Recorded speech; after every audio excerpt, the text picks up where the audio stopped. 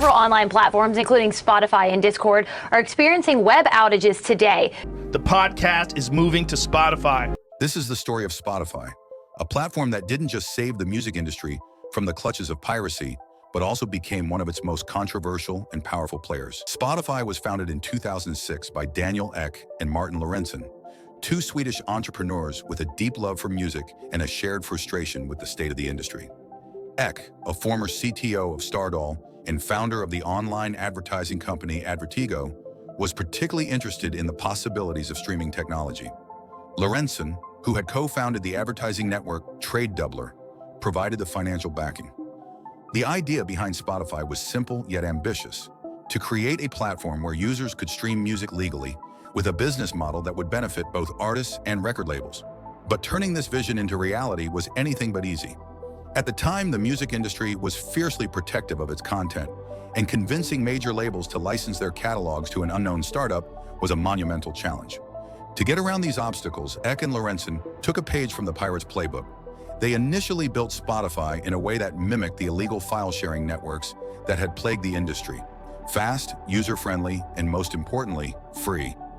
They knew that to compete with piracy, they had to offer a service that was just as convenient and appealing, if not more so.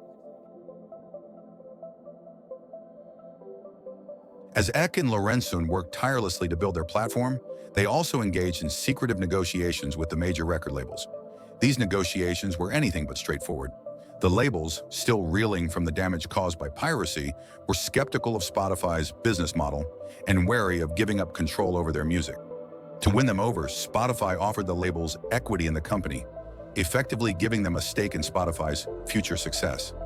This move was crucial in securing the licenses Spotify needed to launch, but it also set the stage for future conflicts. By giving the labels a financial interest in Spotify, Ek and Lorentzen ensured that the platform would have access to a vast catalog of music. However, this also meant that the labels had significant leverage over Spotify, a dynamic that would lead to ongoing tensions. The deals that Spotify struck with the labels were shrouded in secrecy, with details kept tightly under wraps. But as the platform grew, so did the whispers about how these agreements might be disadvantaging artists. The revenue-sharing model that Spotify adopted, paying out a portion of its revenue to the labels, who then distributed it to artists, was criticized for being opaque and unfair, with many artists receiving only fractions of a cent per stream. From the beginning, Spotify's relationship with artists has been fraught with tension. While the platform offered a legal alternative to piracy and promised to compensate artists for their work, the reality was far more complex. Many artists felt that they were being shortchanged, with royalties so low that they struggled to make a living from their music. One of the most high-profile conflicts came in 2014, when Taylor Swift famously pulled her entire catalog from Spotify, citing concerns over how little artists were paid. Swift's decision sparked a public debate about the value of music in the streaming era and highlighted the growing rift between Spotify and the artist community. Spotify, for its part, argued that it was offering artists exposure to millions of listeners and that its payouts would increase as the platform grew. But for many artists, this was little consolation. They saw Spotify as another middleman in an industry already notorious for its exploitative practices, one that benefited from their work while offering little in return. Despite these tensions, Spotify continued to grow, attracting millions of users and solidifying its position as the leading music streaming service. But as the platform gained power, so too did the controversies surrounding it. As Spotify's influence in the music industry grew, so did its ability to shape trends and dictate what listeners heard. This power came with a dark side, as reports began to emerge about fake streams and manipulated charts. Fake streams, where songs are artificially played on repeat to inflate streaming numbers, became a significant problem on Spotify. This practice was often used by artists, labels, and even third-party services to boost a song's popularity, secure a spot on influential playlists, and increase revenue.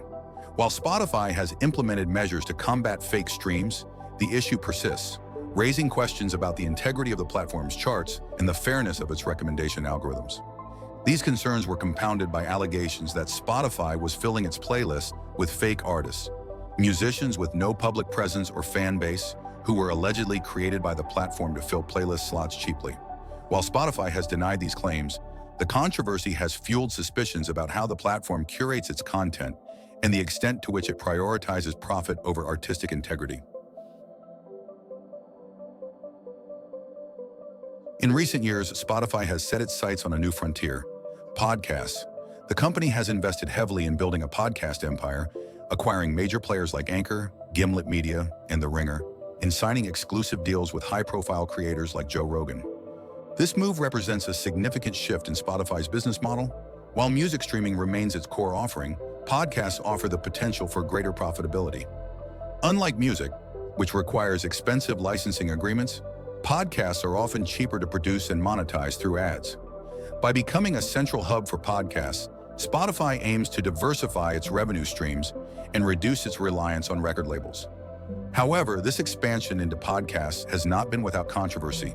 Critics argue that Spotify's aggressive push into the podcasting space is part of a broader strategy to consolidate control over the audio market, raising concerns about the platform's growing monopoly power. The exclusive nature of some of Spotify's podcast deals has also sparked debate about the future of podcasting as an open and accessible medium. Despite the controversies, it's impossible to deny Spotify's successes. The platform has transformed the way we listen to music, making it more accessible than ever before. With over 400 million active users and 180 million paid subscribers as of 2021, Spotify has become a global powerhouse, outpacing competitors like Apple Music and Amazon Music. Spotify's influence extends beyond streaming, shaping the careers of artists and the music industry as a whole. The platform's curated playlists, such as Rap Caviar and Today's Top Hits, have the power to catapult songs to global fame, making them a coveted spot for artists and labels alike. Spotify's data-driven approach to music discovery has also revolutionized how we find new music, offering personalized recommendations that cater to individual tastes. But these successes come with a cost. As Spotify has grown, so too has its control over the music industry. The platform's algorithms and editorial decisions wield enormous influence, raising concerns about the centralization of power in the hands of a single company.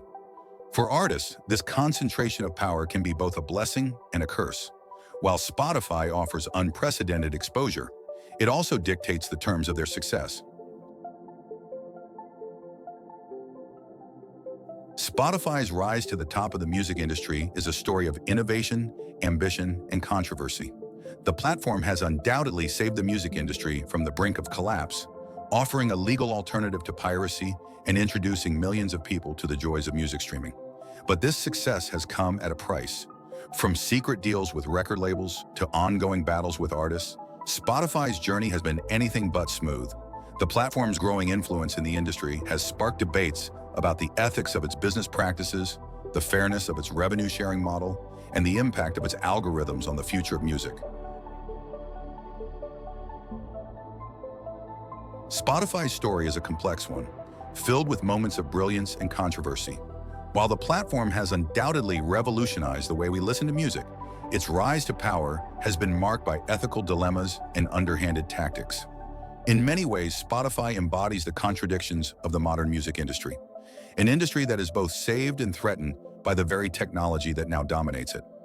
As Spotify continues to evolve, the questions surrounding its business practices, its impact on artists, and its role in the broader cultural landscape will remain. For now, one thing is clear: Spotify has changed the music industry forever, but the true cost of this change is still being written. Thanks for watching. If you enjoyed the video, please like it and subscribe to be notified of more stories revealing the truth behind big businesses. Leave a comment if there is a business you'd like us to investigate next.